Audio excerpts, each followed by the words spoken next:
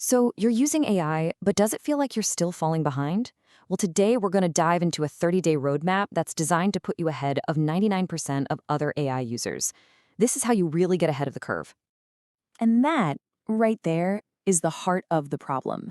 See, it's not about being some kind of tech wizard. It's just that most people are talking to AI like it's a person. And that fundamental misunderstanding, that's exactly why it's surprisingly easy to get way ahead of everyone else. Because of that, this massive skill gap is opening up, and it's getting wider and wider, faster and faster. On one side, you've got casual users getting, kind of generic copy-paste answers. But on the other side, power users are getting results that are truly transformational. This roadmap, well, it's the bridge that gets you from that first group to the second. So I want you to think of this not just as a list of tips, but as a real journey. We're going to break it all down week by week, starting right now with week 1. Okay, week 1. The very first step, and this is a huge mindset shift, is to stop talking to AI like it's a human. You need to start learning what we'll call machine English. And it all starts with understanding how these models actually think. Let me ask you something. Humpty Dumpty sat on a what? I'm willing to bet a very specific word just popped right into your head. Wall, right? I mean, you could have thought roof or chair, but wall was just the most probable. That little predictive trick your brain just did, that is exactly how a large language model works. It doesn't understand the nursery rhyme. It's just processed billions of data points and is predicting the most statistically likely next word, or token as it's called, based on the input you gave it. And this, right here, is the definition of machine English. You're not communicating to be understood. You're communicating to guide its prediction engine. A vague prompt is always going to get a vague guess back. But a sharp, targeted prompt, that's how you get a sharp, targeted output. So how do we get sharp? Well, that brings us to our very first practical tool, the AIM framework. This is how you start speaking effective machine English and give the AI clear, structured instructions that it can actually work with. So, A is for actor. You have to assign it a role, a persona. This is so crucial because it focuses the AI's massive knowledge base. Think world-class copywriter or senior financial analyst. I is for input. This is where you give it all the context it needs, like a draft of an email or some raw market data. And M is for mission, a crystal clear, super specific goal, like rewrite this email to be more persuasive for a skeptical audience. And let me tell you, the difference is night and day. On the left, a lazy prompt like fix my resume gets you a generic, pretty unhelpful result. But on the right, when you use AIM, you tell it to be a top-tier editor, you give it the resume and the job description, and you set a clear mission to align the two, you're going to get a result that's 5 to 10 times better. It's a total game changer. And here's a pro tip for week 1. Don't try to learn 50 different AI tools at once. Seriously, just pick one, whether it's ChatGPT, Gemini, or Claude, and go deep. It's like a musician, Once you really learn the fundamental patterns and rhythm of one instrument, picking up others becomes way, way easier. Okay, let's move on to weeks 2 and 3. So once you're speaking the language, the next level of mastery all comes down to providing rich context. You can think of context as the map you give the AI to help it navigate its huge mathematical brain and find the brilliant answers instead of the clueless ones.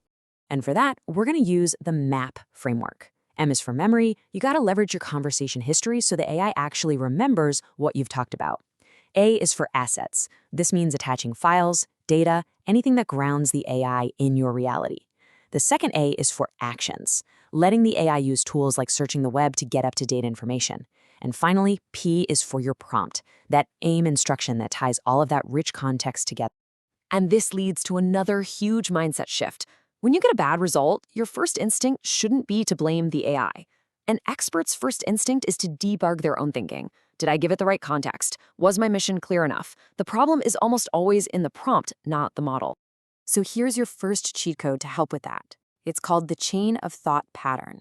Just by asking the AI to think step by step, you force it to show its work, which not only makes the process transparent for you, but often leads to a much more accurate final answer.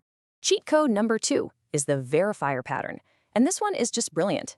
Instead of letting the AI guess what you mean, you force it to ask you clarifying questions. This completely transforms the interaction from a one-way command into a real two-way collaboration. And this one might be my personal favorite. It's the refinement pattern. Here, you're actually getting the AI to help you become a better prompter. You're basically asking the AI to teach you how to ask it better questions.